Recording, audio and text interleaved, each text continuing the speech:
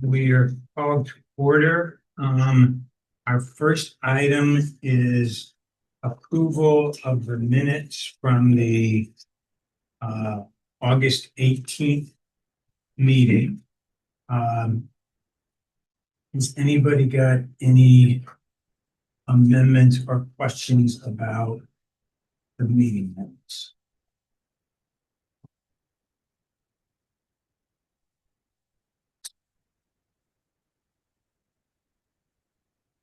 Okay, hearing none, I'll entertain a motion to accept the minutes as written. So moved. Okay, so moved from Emery, Second. second from Karen. Any discussion? All in favor, signify by saying aye. Aye. All opposed, nay. Ayes have it. So minutes are approved. Second item, do we have any visitors who have comments that we make today? Okay. Then our next item is Council Member Pam Bliss will give her city council update. Really don't have anything. Okay, we're working through this. Yeah. Okay, staff liaison update from Sean. Yes, okay. Last week we had a successful Webster Grove Safe Streets week where our consultants came in town and we conducted 3 different community engagement events, including a public open house at the rec center, a safety audit where a group of stakeholders, including engineers, walked a portion of our high injury network. So our high injury network has various points around the city, most of which are along Big Bend. Big Bend, though, as many of you might know, is a county road and much more complicated for us to make improvements on. Possible, just harder. So we chose for our walking audit Elm's one of our, South Elm is one of our points on our high injury network. So we did a walking audit from Lockwood and Elm south to Big Bend, over Big Bend, and then back north along Gore. It was great. And then we also conducted a focus group in the North Webster neighborhood at Webster Rock Hill Ministries. So we got a lot of valuable feedback back from the community. And I would just let you guys know that the website has been updated with a QR code. So if you ever see people talking about, you know, needed safety improvements or concerns, you can direct them to this QR code on our website. It's on the Safe Streets department under the city's website, and they can leave a comment. It's anonymous, but we'll be gathering all of the feedback we received last week at the various events. Thanks to those of you guys who were able to make it out. It was great to see you guys there, and I appreciate it. Okay, also, it is we're entering fall. The leaves time has begun with the friends over at the GSAC, and so those signs are available right now at the rec center for $10. Just an FYI. We also have the pumpkin smash that I took the liberty of reaching out to Total Organics to double check pricing for that dumpster. So you guys can talk about that at the next meeting perhaps, and how you want to frame that event this year. Last year, just to refresh your memory, we had the dumpster roll cart at the public works building for a full week. It was out, it was dropped off the day before Halloween, I want to say, and it was out until November. I'm sorry, it was from November 1st through the November 8th that the dumpster was available. And then on Saturday, November 2nd, so right after Halloween, is when the commission officially had the pumpkin smash event. Now, we discussed last year that turnout was low at the events, and that could have been because we also promoted that the dumpster would be available for the full week. So if you weren't available to come by on Saturday for the actual pumpkin smash event, you could really go by the Public Works building, the service center, at any time and drop off your pumpkin. So something to think about. Also, that dumpster cost the commission $515. So keep that in mind. And as a reminder, you have $1,000 in your budget this year. So we should probably put that on the agenda for next month. Just to decide officially. And for our next meeting was to be approximately October 15th. October 20th. 20. We How can, much advance do we need to give the dumpster people? we'll probably need to settle the details before the next meeting. That's a big part of it. It's more than half our budget. Yeah. Prices, so 2 years ago, prices were a little bit lower. I think, I want to say it costs just under 400, like maybe 385. So last year was surprising, but yeah, there was it was 500 for the dumpster and then $15 for a fuel surcharge. And the contact there did confirm that their pricing had gone up since 2023. Are there other alternatives? There, for a dumpster to be dropped off. Possibly. No, Perennial City, they have a pumpkin drop off. They bring a big truck Okay. to somewhere in Central West End and just set it up and let people throw their pumpkins in the back of the truck. And maybe I don't know. Yeah. That's for their customers. Maybe either them or Newark Farm might be interested in collecting. Yeah, they might be interested just as promotion of that now. They know that X hundred people are gonna come by and see their truck and interact with it. Mhm. This could be an appropriate topic to put either our natural environment team subcommittee or the community engagement subcommittee to be thinking about mhm.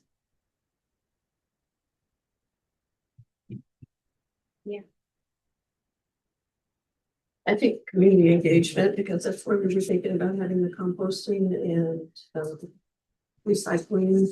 For this is. Yeah. Makes sense to me. Okay. Well, then, Karen, would it be appropriate for you, Andrea, Anna, and Amna to talk offline about this event and then perhaps email John your thoughts and then we can move forward from there? Sure. Thank you.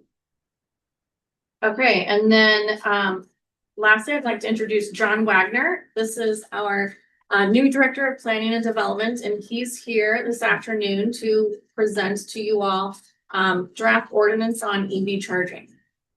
And then also this is David Bookless. David is the new Deputy City Manager, also my supervisor.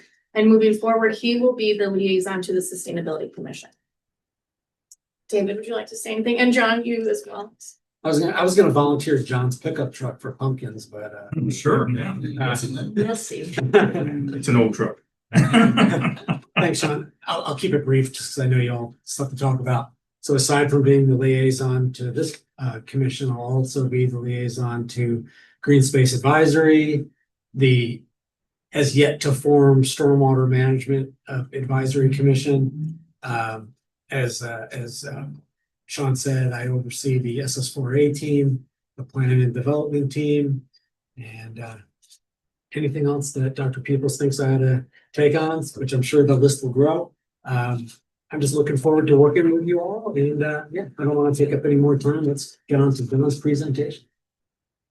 And so I will start copying David in, and so because I know we've got our eco education lecture series, the last one for the year, and then also there'll be a new plan for the next year's series on promotions, and so I'll start. And Sean's not going anywhere, so she'll still be coming to, at least for the time being, all the upcoming meetings, and as long as she wants to.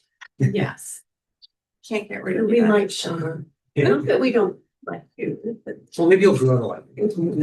Thank you. Okay, and that's it. So moving on to old business.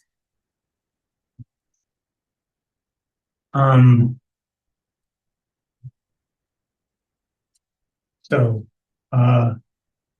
old business, Anna and I met with folks from the Green Space Advisory Commission since our last meeting. Anna, you would give folks a update of what came out of that meeting? We learned that the dark skies ordinance was submitted, which we already kind of knew, and that it is being reviewed. And that there were some questions about it, and that Green Space was hoping to be able to answer them. And we talked a little bit about what other cities have dark skies ordinances in place. And discussed looking into what those ordinances look like, how they were able to achieve them, whether or not it would be helpful to have some of those people come and speak to anyone who would have questions about them. And then we reiterated our support as a commission for the ordinance and discussed drafting a letter of support to submit to city leadership. We already did that. Didn't we do that in conjunction with Green Space? It was a letter that went forward with the ordinance.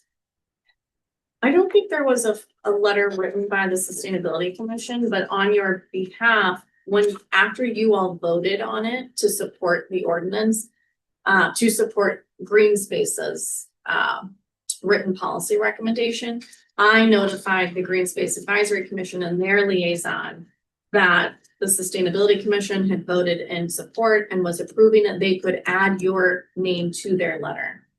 But I don't think this commission wrote their own separate letter. Oh, no, I know that we signed on to Green Spaces. So Yeah. I don't know that doesn't count as a letter of support. But yeah, no, I'm not sure. Seems I like wasn't it at was. this meeting. I'm sorry. I don't know. I don't know if we discussed that our name was written on the recommendation in support of. So I think that would be sufficient, but if it comes to a request for a letter of support. Yeah, I'm not arguing with creating a letter, it's just there's like one thing that we might not have to do. Could I ask, Councilwoman List, what sort of timeframe we should be expecting on this particular legislation? I don't know the schedule. I don't know the work session schedule. They set it up and it's usually weeks in advance. So I don't know. I can tell you there are some issues that still need to be worked through, like how do you enforce it amongst other things. So staff has been making some recommendations, Elliot in particular, and actually those comments went back to Green Space.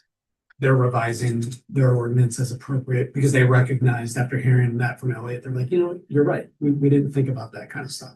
So they're making some minor modifications and it'll be going back to, I don't know if the final version will go straight to council at that point or if it will come back to you, but I can find out. Is part of the information you're sifting through the copies of the ordinances from the surrounding municipalities that have already passed these things? No.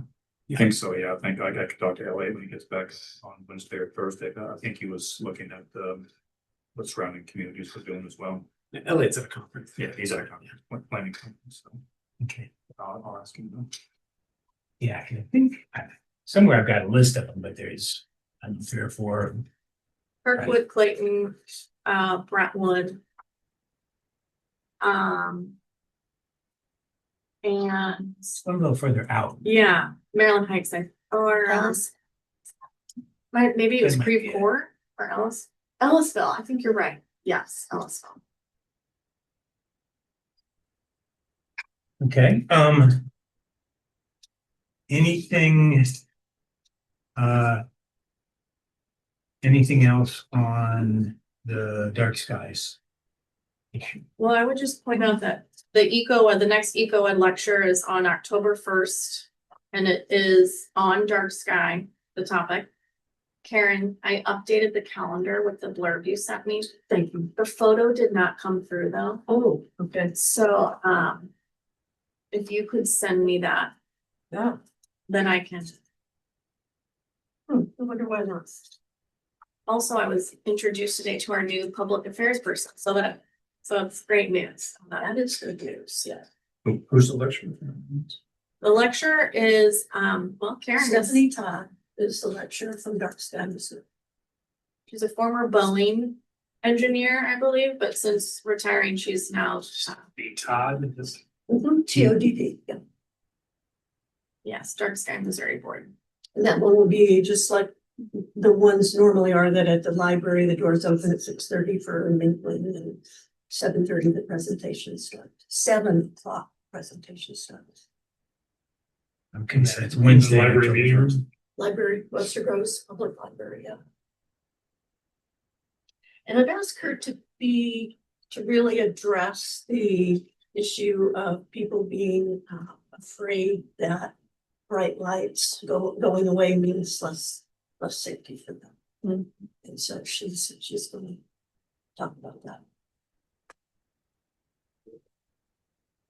Okay. Okay, super. Anything else? Staff liaison report, Sean? Okay. Oh, we're already started into item 5, old business. We just dealt with the first item on there, which is eco ad. Second item under there, and I think this is probably the biggest item for our meeting today, is finalizing subcommittees for the fiscal year 2026 plan. And the under the agenda, we have at this point 4 subcommittees listed: built environment, community engagement and development, natural environment, transportation and mobility. And I was not at the last meeting, I was out of town. So I'd like to start off the discussion by asking what our thinking is on the Natural Environment Committee. It seems like it might overlap a lot with green space. And I'm wondering what. Well, at our meeting with Green Space, they asked if we would inform them of any initiatives that come out of the Natural Environment Subcommittee that could involve their collaboration, and they expressed support for participating in those collaborations. Right, like we have with the Eco Ed right now, it's just a collaboration between the two missions. And yeah, I think that anything that we do with Dark Skies or there was another one Native that we were plants. talking about, which Native plants. native plants, right? Sorry, do we have regular meetings with them? So Is that unaware the of me? chair and the vice chair from those two sister commissions meet periodically to discuss any overlapping initiatives. Okay. Not the entire committee. Correct. And when does those occur? Like every 6 weeks to 8 weeks, or longer. We've been to 2. The 2? Yeah. Okay.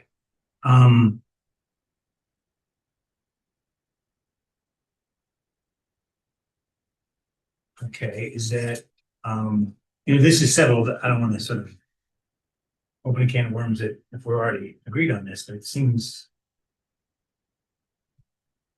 I wonder what kind of things under that natural environment umbrella would be appropriate for our commission as opposed to their commission. Well, if I might, given that I'll be the liaison to both commissions. Technically, Green Space Advisory Commission, their area of sort of interest are publicly owned properties, open spaces, including right of ways. Whereas yours might be more broadly interpreted to mean the rest of the city.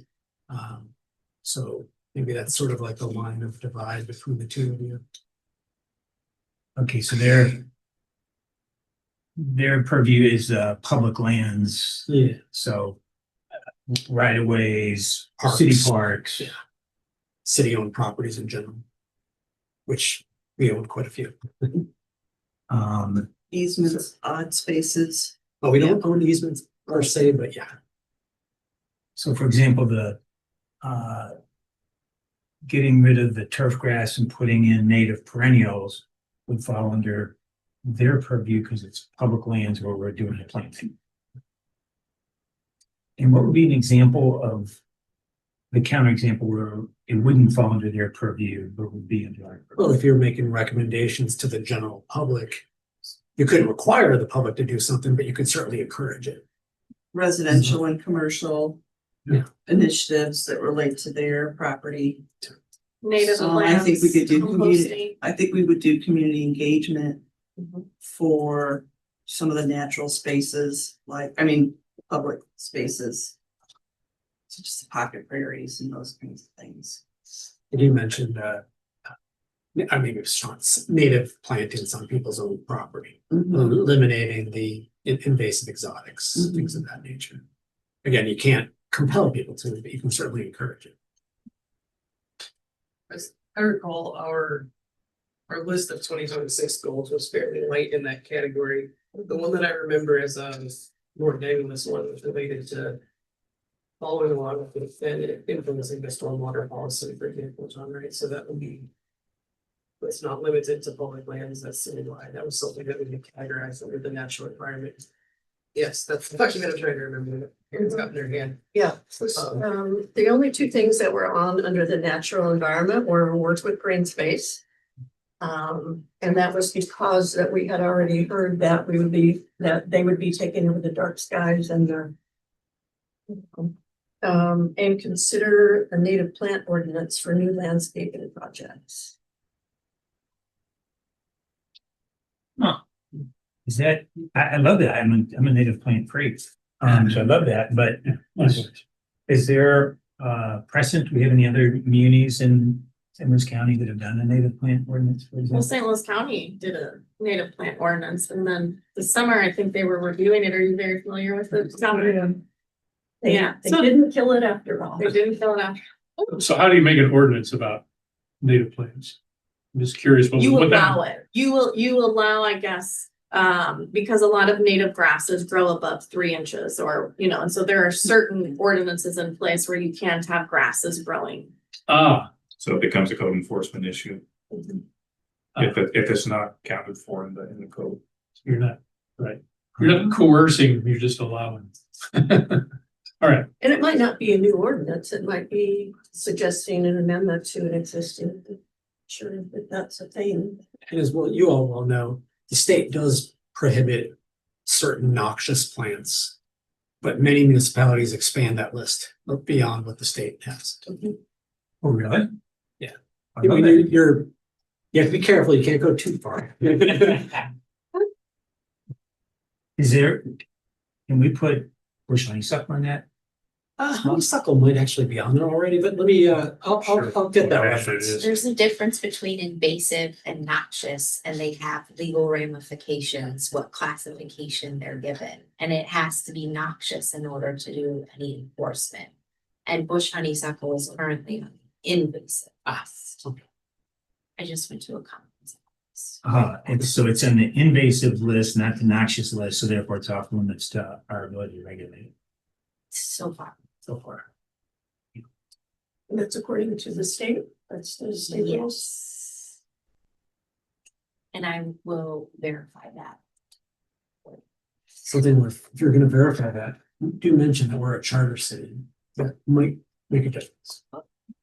We have a little more leeway than your other class 3 and class 4 cities. Okay, great. Okay, so that was really helpful for me to understand where our natural environment purview is and where it's not.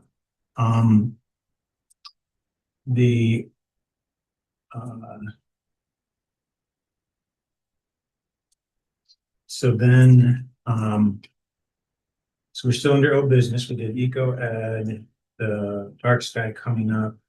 Oh, and then we've got the meat of the meeting, is we've got, 4 committees.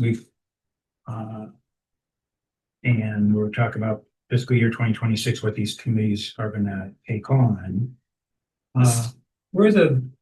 Do we have committee reports already where people have a draft FY 2026 plan they'd like to, For their subcommittee. for their, for We the, haven't met one of those with 4 committees. committees. Yeah, But we are going to meet as subcommittees, right?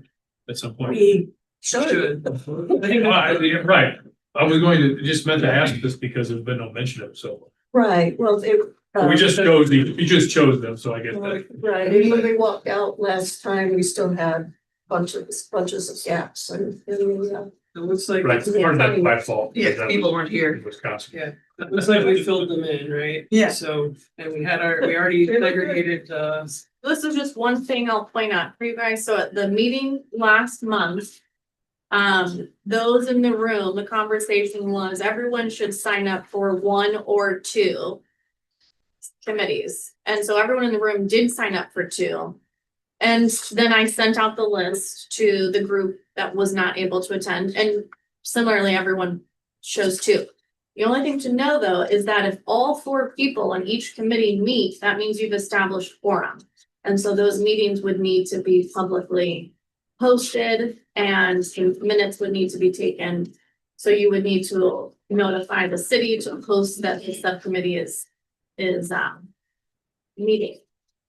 Now, if that's something you want to do, then that's fine. Or maybe everyone or a few people, 1 person from each, steps down and you just have 3-person subcommittees. The decision is yours. because I thought the intent was to be able to be a little more agile, which would push us towards capping these at 3, right? I mean, there's a, Takes away the agility there. I think the practicality of it, it's not that hard to post a meeting. You just work with Katie on it. Okay. And the practicality is, do you think all 4 of you will be available all the time? So, if you, That's a good point. Does it limit our ability to communicate via email and coordinate that way? Or? you could set up a meeting that way via email. You can already discuss things, Yeah. but you can post an agenda, figure out where you're meeting, when, what you're gonna talk about.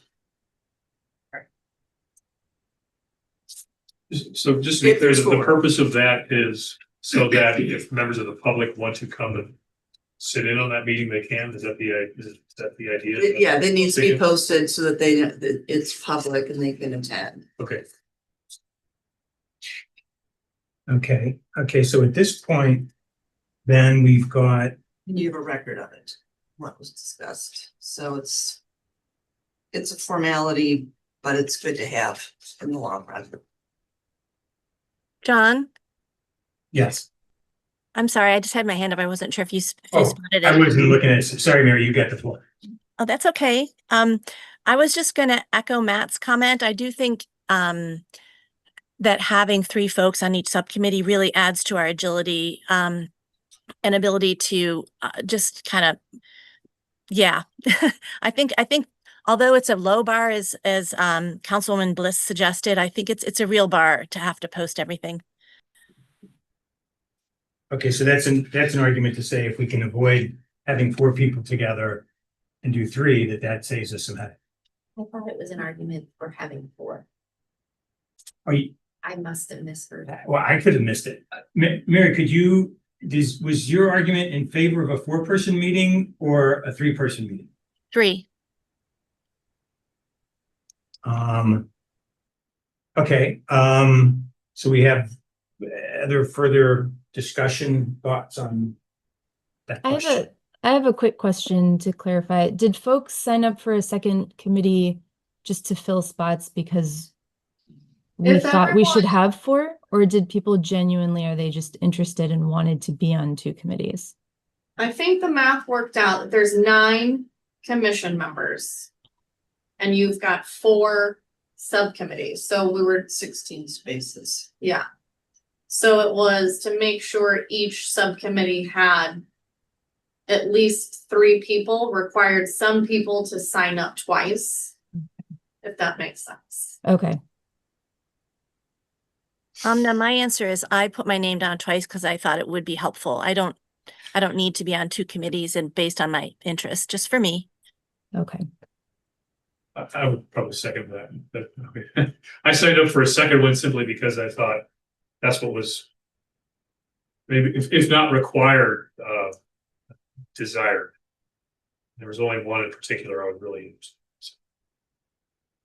Take your name off the other. Yeah.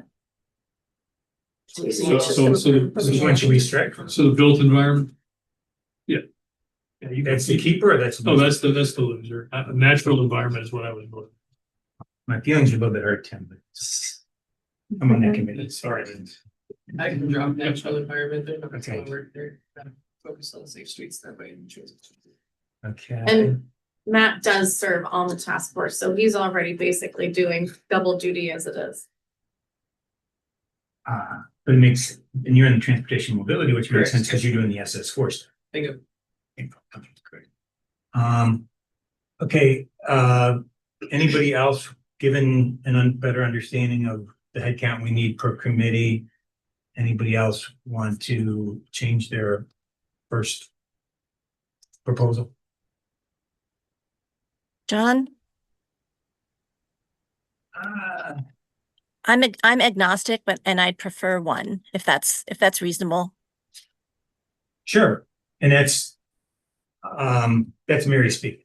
Yep. So thanks. there's, Okay, it's okay. Which one do you want to drop? I really, put me wherever you need me. I just, in terms of my bandwidth, 1 would be great if that's possible, but I'm agnostic wherever you need me. Our goal is Just to drop her from from transportation. Now built in. Drop her from transportation. Drop it from transportation, got it. so Mary, you were still on built environment, and we've removed transportation and mobility. Okey doke, thank you. So that leaves community engagement and development, which is Karen, Andrea, Anna, and Amna.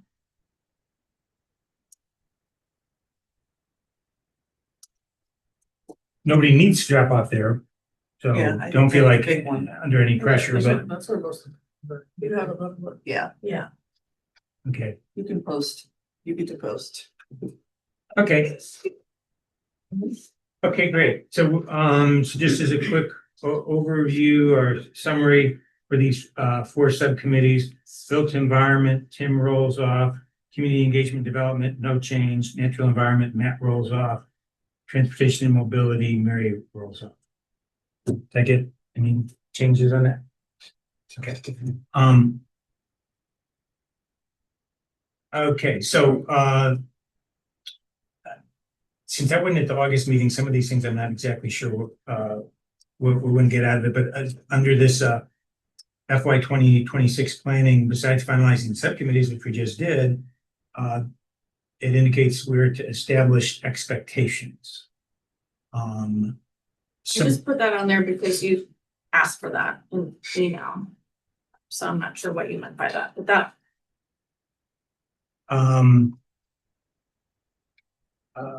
I guess it would be like, how often is the group supposed to meet? Which decisions are made at that level versus made at this level? Are there particular issues already queued up that are appropriate for each of these committees? That's what this is, implementing for other Webster Groves. That's where the 4 areas came from, and we already have a whole lot of things going on in the environment and community engagement.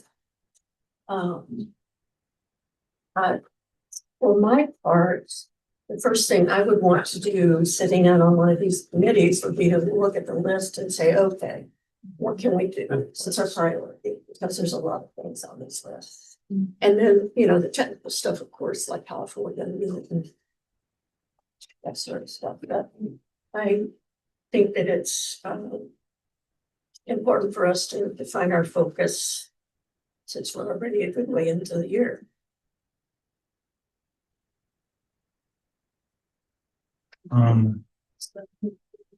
Okay, Mary, you get the floor? Mary, do you have your hand up? Oh, just took it down. Thank you, John. Yeah, I apologize. Karen, I was just wondering, were you reading from the list that our previous chair created, or were you reading from a different list? I'm reading from the one, implementing Forever Webster Grows that we, Okay. I think we adopted this. That was the one they created. Yeah, yeah. Okay. It's attached to one of the emails. Yeah, I know the list you're talking about now. I just wasn't sure if we were still, if the list created by our previous chair for what we were doing in FY20 in this fiscal year was still sort of relevant and being mapped against these new committees we have, or if, Yeah, it's all rolled in. all right, thank you so much. Also, might be worth mentioning that these 4 subcommittees are the 4 focus areas of the the Forever Webster Sustainability Plan. That was adopted by council 2 years ago, 3 years ago. 2022. And so within that sustainability plan, there are specific goals already identified. And so the list that Karen's referring to here in the room was mapped based off of the city's sustainability plan. So another way to say that would be each of these 4 committees could look at that Forever Webster Grows document and identify the topics that they should be addressed. Yes.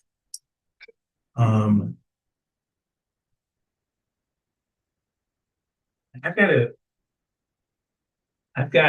FY26 implementing Forever Webster Grows document that has built environment is the first, but the second is and it's community engagement, natural environment and transportation. Okay, see it all. The one that's the most current has a date of 6/19 at the bottom of it. Yeah, 6/19/2025. Yeah. And then one of the items on the agenda, I think, for this part is expectations. So how are people thinking about how often do these committees, do they meet? Do they report each month? Do they work on a quarterly project basis? Is it up to each committee to decide? Just based on this. Different work items will have different requirements for how frequently you're going to need to meet. So I think there's a lot of logic in each of the subcommittees getting together where, you know, the bagel shop, the library, wherever else amongst themselves, figuring out which projects they're going to take on, and that'll drive, I think, the frequency of how often they need to meet. Okay. And then I think the idea is that perhaps if they have updates to give at the next commission meeting, they can do so that everyone that's on the commission is aware of. Okay, so we would just have committee reports on the agenda. Like a standing item. Like anything that requires a vote would have to get added separately, I think, right? So like the dumpster decision, for example, right? I guess I would imagine the community engagement subcommittee would place that on the agenda for October as a full committee. Yeah, in theory, that would. Yeah, that might be a tricky one, but tricky it's not one, yeah. by way of example. Okay. So to understand what I understood what you just said, Matt, is that the subcommittees would make their decisions, but then they'd have to run it through this body before their operation. It's the full commission that has the voting power, right? So I guess. That's my understanding. Is that my? Yeah, well, we would come forward with recommendations. I'm not sure that the committee would actually make a decision, but we would come forward with our. And I'm sure we'll have things that will need to be discussed. We'll come up with that. Key thing is that whatever those subcommittees come up with has to be, you have to inform everybody else before the meeting occurs. Mhm. So you want to have your meeting at least 1 or 2 weeks before the big meeting, right? So you can talk and then come up with what you want to recommend, and have everybody come into the meeting knowing what's your intention, right? Ideally, Yeah. I mean, Well, it's a whole month of the week. Yeah, I mean, a lot of times the committees will meet and then they just bring their information right to the meeting. I think you have to, any discussion or when the subcommittee has information to share that needs to be on, like at an actual commission meeting, so it's public record. So I don't think. You can't just would- send like an email out to everybody. No, send you're by not mail? supposed to be emailing business items, so, you know, if the subcommittee had recommendations for whatever, you know, you would bring that to the commission meeting to share with everyone, and then the group would discuss it. You can't, you're really not supposed to be. I'm new to bureaucracy. Yeah. Well, not only that, but I mean, it is just nice to be a little bit more open and fluid when you're presenting the ideas versus sending everything and expecting people to read it and Well, understand. the idea was to be more open, is to let people know before the meeting, so they can look at this and think about it. And then, you know, have, Yeah, when we have work sessions in council, it's more like you're gonna have a presentation on this subject, and then we arrive and this subject is pretty much is presented. They may send us a packet, but I think, you know, all discussion and presentation and rationale occurs in the meeting.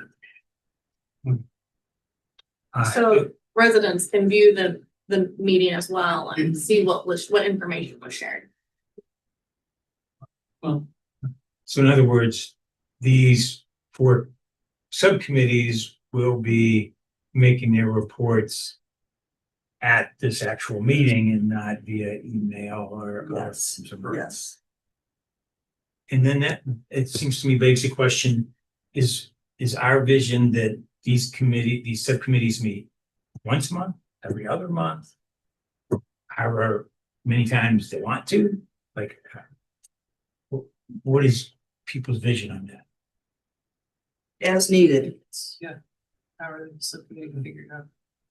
I would have thought once a month, if this group is gonna meet once a month, the subcommittee should meet once a month, but. That's just my thinking on it.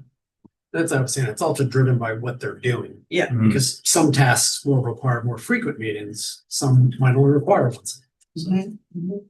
Yeah, and partly I'm just trying to be sort of cognizant of people's time, because it's kind of doubling the ask, and but I hear that bottom line, there's no hardcore, hey, you meet once a month, you only meet every other month, you just, each committee gets to decide what they're doing.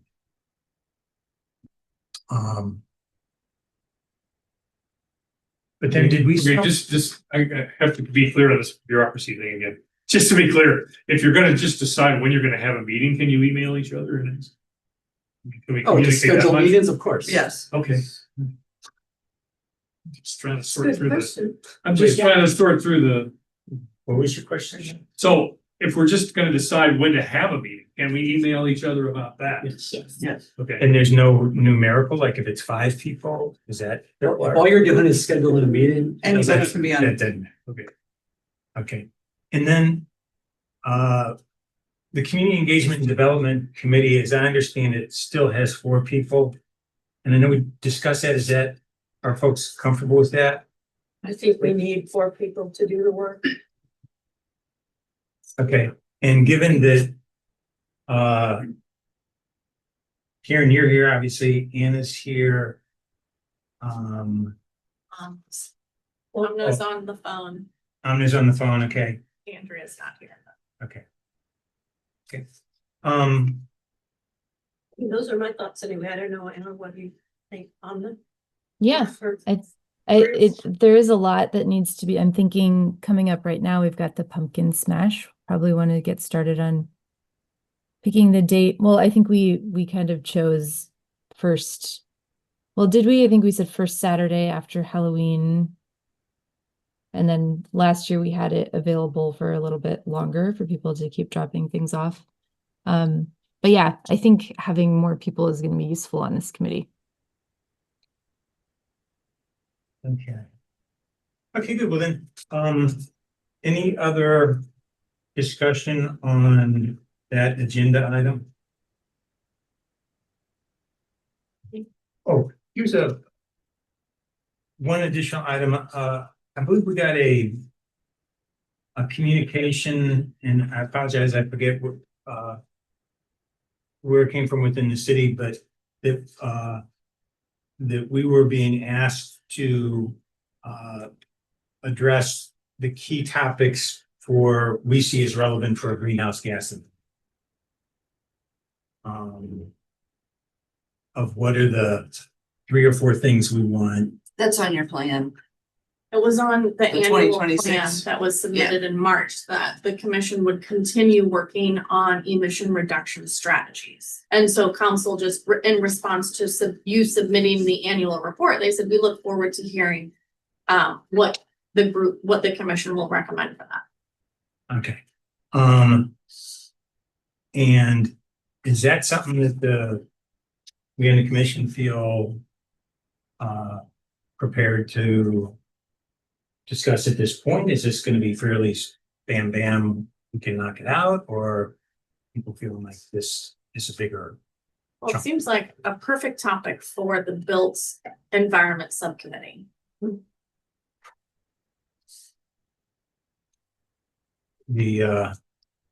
Okay, You know what, a lot of the things, I'm sorry, go ahead. a lot of the things that are on here address that problem, but we don't say address that problem here.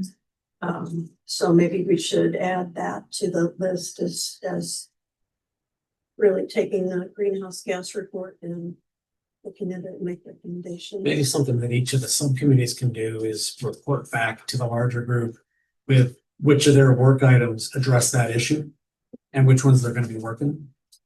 Let me make a friendly amendment there.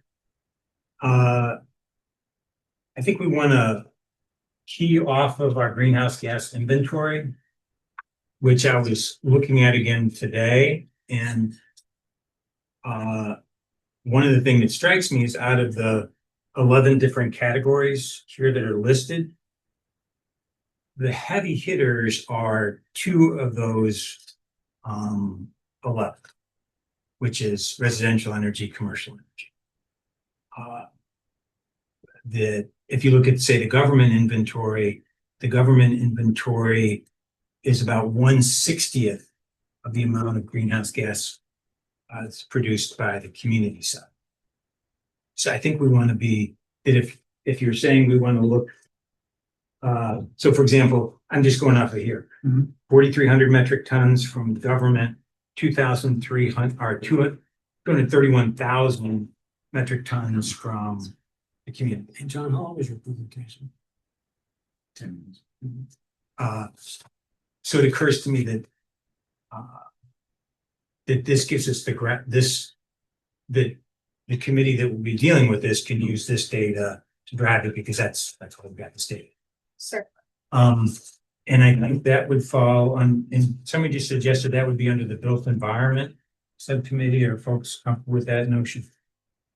Well, As David just suggested, each subcommittee could look at the list of items on their implementation plans and identify which ones relate back to the greenhouse gas inventory and tie that in. The great suggestion. My concern is But also net- look at it and get the things that aren't included. There are some things in the greenhouse gas report that But you're correct. didn't make it in. Built environment covers the overwhelming majority of it based on the numbers in that report. And as was suggested, each of the committees will take on that, task of identifying which items which of their task items address that issue, right? And they come back to the committee at large, or commission rather, and say, these are the tasks that we're taking on. These are the ones that affect greenhouse gases. But the bulk of the work is probably going to be by the built environment folks, since as you mentioned, that's the largest percentage of the greenhouse gases. Right. And I'm thinking that the National Environment Committee, that's going to be dealing with stuff that absorbs carbon rather than emits carbon. So, but setting that aside, I agree the built environment is going to have the heavy lift. And if the other committees want to meet and talk about what they can do, it's what it is. Transportation, it's a technical. 100%. And John, I just want to point out the time, we do still have to talk about the EV car show and hear the presentation on electric vehicle charging. Okay, so let's, on that note, let's go to, which order do you feel is most? Well, EV car show is next on the agenda, but Okay. Okay, should we dive into that? sure, I'll just point out that, the lot is reserved from 9 to 1. The police department will be blocking off homes. John, I don't know if you've had a chance to see this layout yet, but, the spaces within the yellow boundary are the parking spaces that the police department thought would be best for the electric vehicles to be parked, and in every other format. So there's room around the vehicles for people to walk around. The rationale for this is that then the parking spots closest to Lockwood, when you immediately pull in, those spots would be reserved for attendee parking, so we don't have vehicles driving through the footprint of the event. So when people come to City Hall for the event, they'll park in the spots close to Lockwood, and then these spots around the 2 EV chargers in the lot will be reserved for vehicles. Now, this is only 10 spots, and if there's more than 10 vehicles coming, we can tweak this. Yeah, I got your email, so I did a quick count. I think we've got at least 15. Okay. But I think really, this is a great plan, and not having people dodge vehicles while they're trying to walk around Yeah, it's a good plan. So I will get you a hard count, but it's gonna be about 15. okay, perfect. I'll update PD and we can tweak that map. I also printed off flyers, and I'll hold a few of these back and I can put them up at City Hall, but if anybody wants to go around and post them. I know that's been asked in the past for events, so I just wanted to print them off. You shared this with our new public information management person, correct? Public affairs. Public affairs. Yeah. I will do. Although I just learned that they were officially brought on today, so I Yeah. didn't know that they were here, which is great. I'm gonna do Webster Groves Public Library in the Hub Bike Shop. I'll do, rec center. Thanks, Mary. Probably need a couple for the rec center. Good point. Take motion. Okay, let's find that. Someone Also, said the I libra- said, oh, sorry, Sean, to interrupt you. Did someone say the Alright. library already for flyers? Yeah, John's getting those. Oh, okay, great.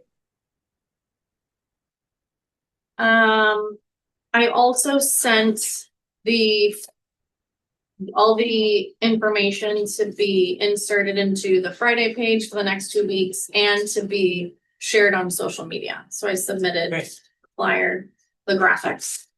And this graphic is on the city's calendar and all of the information is on the calendar as well. And did you say you're making a Facebook event? I've submitted the request. I don't have I don't have the controls to actually push it out, but I've submitted the graphics, the captions, I've submitted everything, so. Can you email the commission when it does get posted, so folks who use So you can Facebook can share it? Certainly. Yeah, I'll let you know. Okay, good. Can we jump to electric vehicle charging? I know time is short. I apologize for the long length of the meeting, but John, this will be a part of the show. It is. That's a fire right.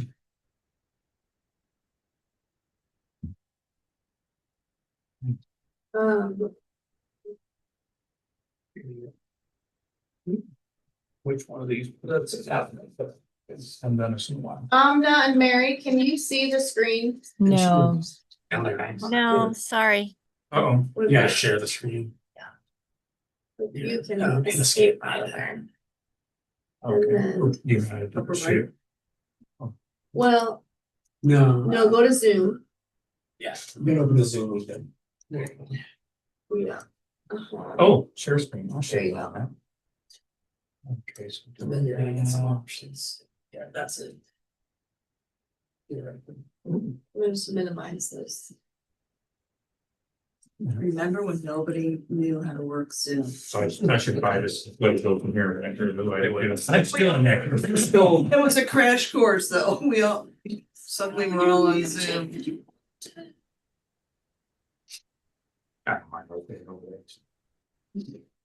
Oh, sorry, why did I do that? I'm so sorry, I didn't do that. Let's try escaping. There you go, okay. You could just, You can go up to slideshow. and yeah, slideshow. slideshows. Up top there, yeah. So, yeah, there you go. There you go. From beginning all the way to the left. So, PowerPoint then now. Yeah, I do not have PowerPoint. There we go. Good afternoon, everybody. My name is John Wagner, Director of Planning and Development.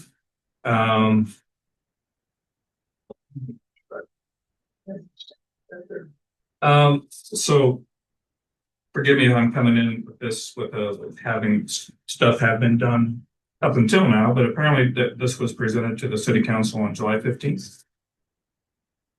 And there were a few questions and comments from that particular meeting, and I was not there, but these are the issues I understand were brought up. What is Ameren's involvement with EV charging? I do want to back up for just a moment. My apologies. There's a memo that from Dr. Peoples to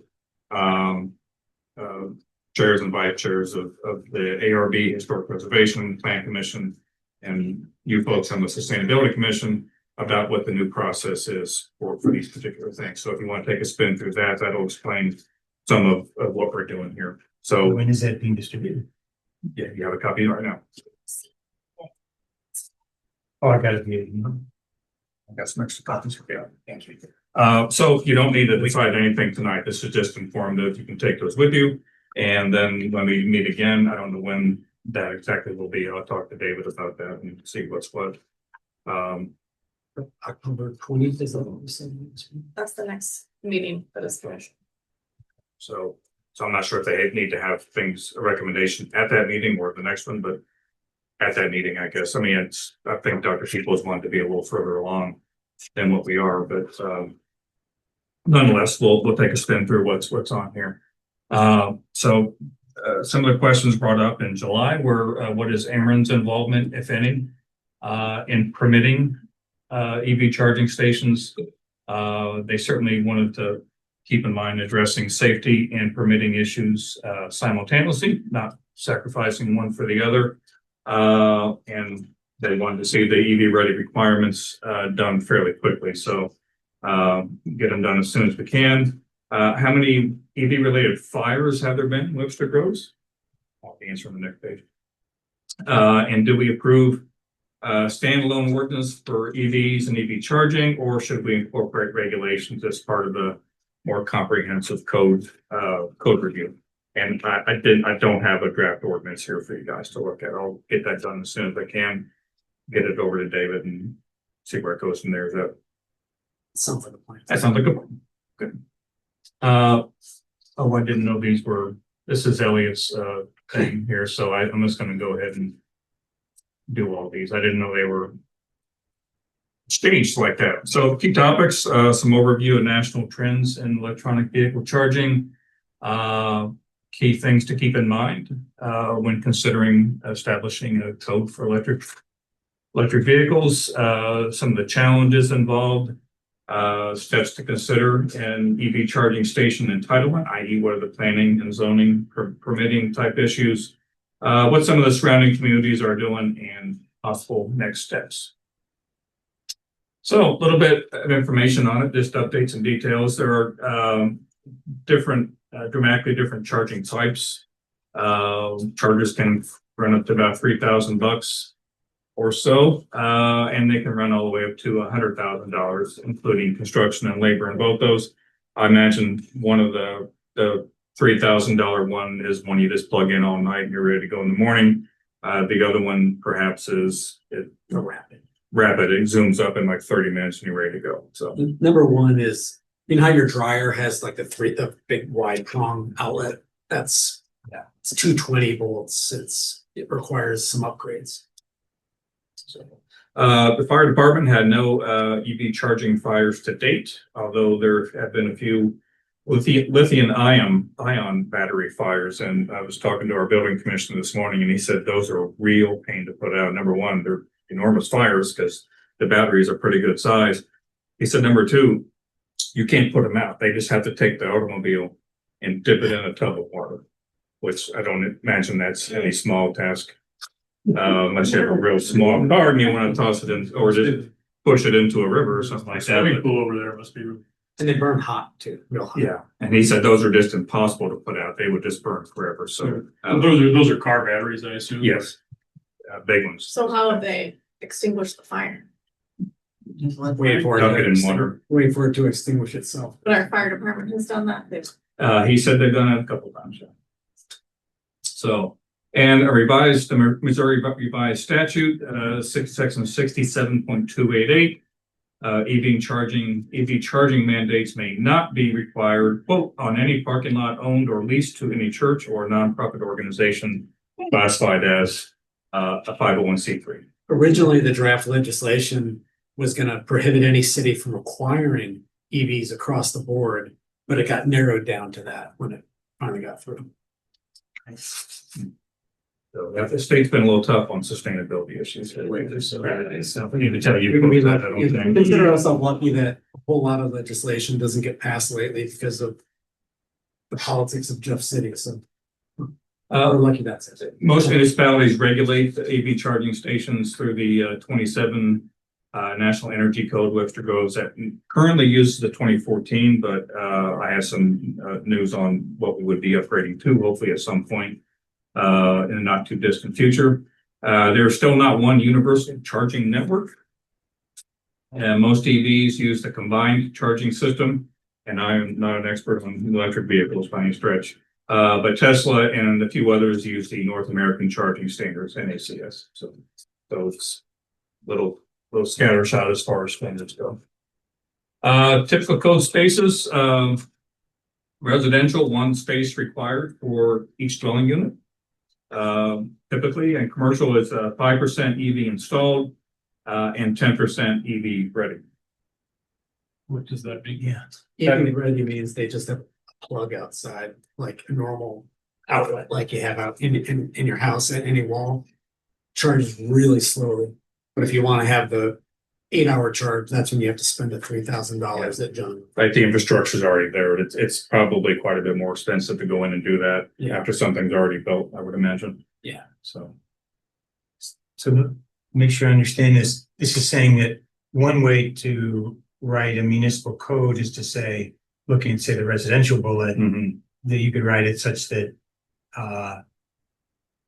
there'd be an EV ready wiring set up per dwelling unit so that when a person bought the house, they could just. that would be one way to do it, yeah. So it's like I said, it's easier to do that as opposed to having someone buy a house and say, yeah. Residential, would that be on new construction? Or is that?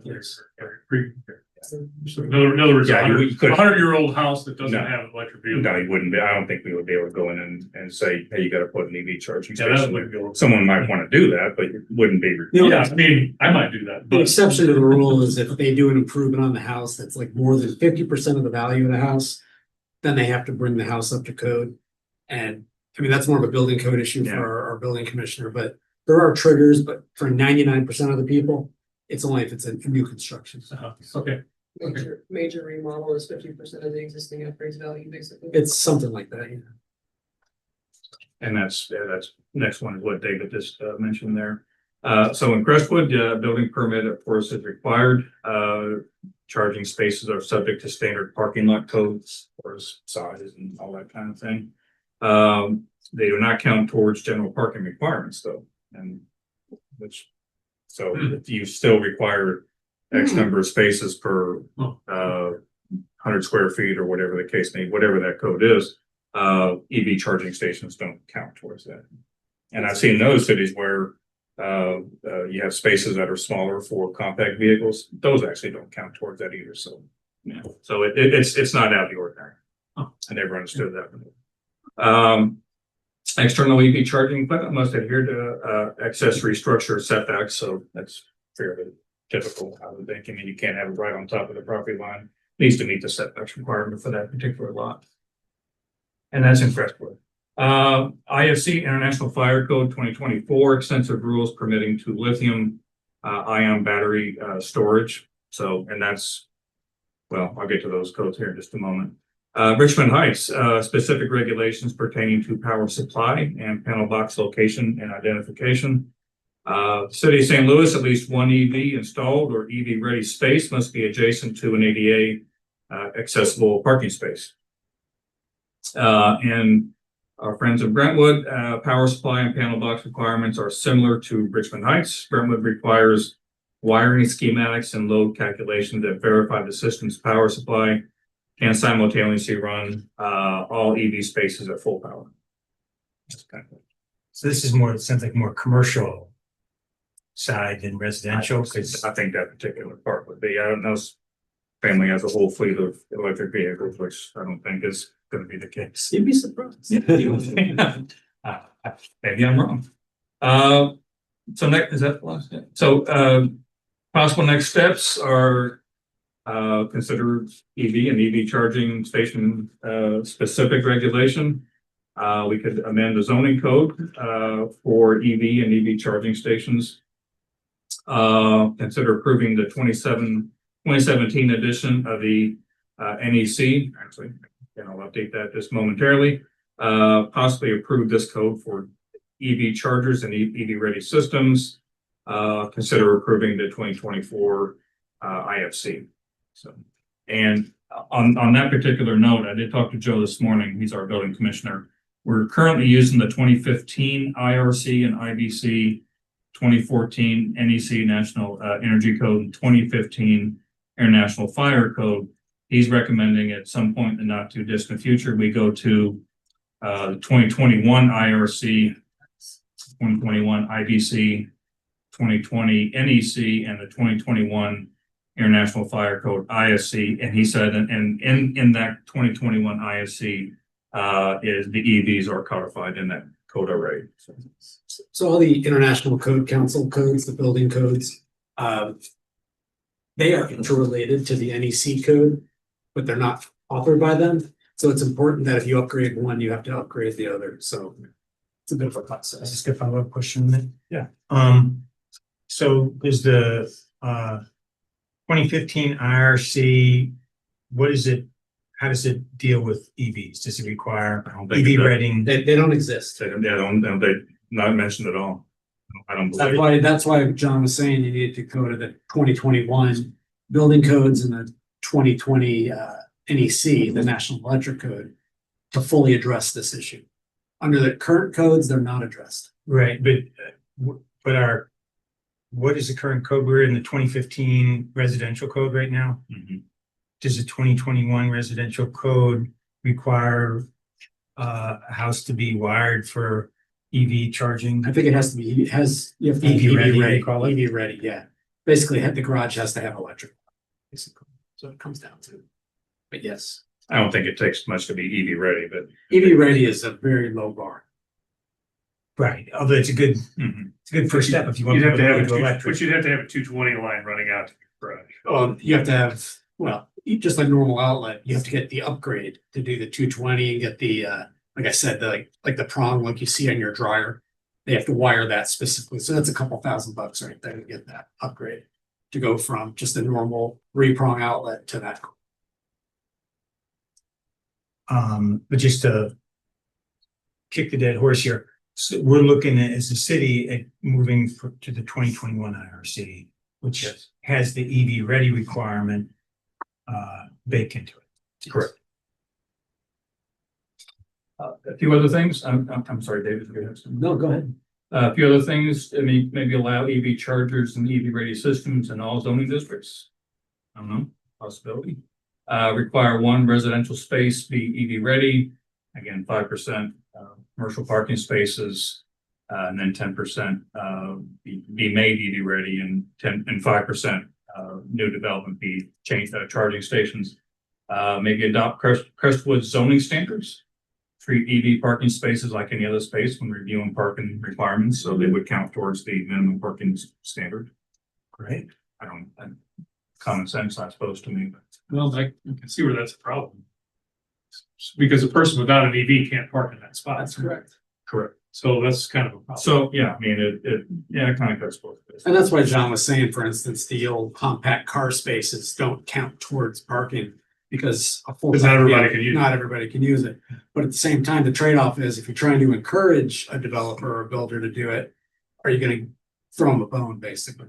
That's the question. But I mean, somebody's not gonna be happy. And then what's the penalty for parking there if you don't have a person? I'm sorry, what? Maybe somebody would park there if they don't have an electric vehicle, but what penalty would there be for? Right. For me parking my. But I mean, like, nobody ever parks in a handicap space. No. Okay, that never happens. I've never seen an Uber driver do that. And yeah, we've already addressed the last one here, so I think that actually is the last, okay. So how would so a person who's putting together a business and they're putting their parking lot together, do they have to foot the bill for this whole thing? Yeah, so. Typically, they make money off of those too, because they're open to the public and very often, that might require a credit card swipe, maybe not for the Tesla ones, but for some of the other ones. I know, for a The while, city here, we charge, doing, yeah, I so know, the city makes money from the chargers in the parking lot outside. I know. a couple years- Still a pretty high capital investment. Oh, yeah. Put that in. I was at actually MML, which is going on this week.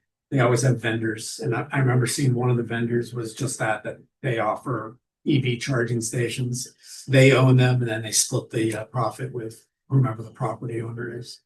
Volkswagen a couple years ago, you don't see a whole lot of them, but they were putting EV charging stations at Walmart parking lots. And again, splitting profit between them and the Walton family. Lots of ways to be creative.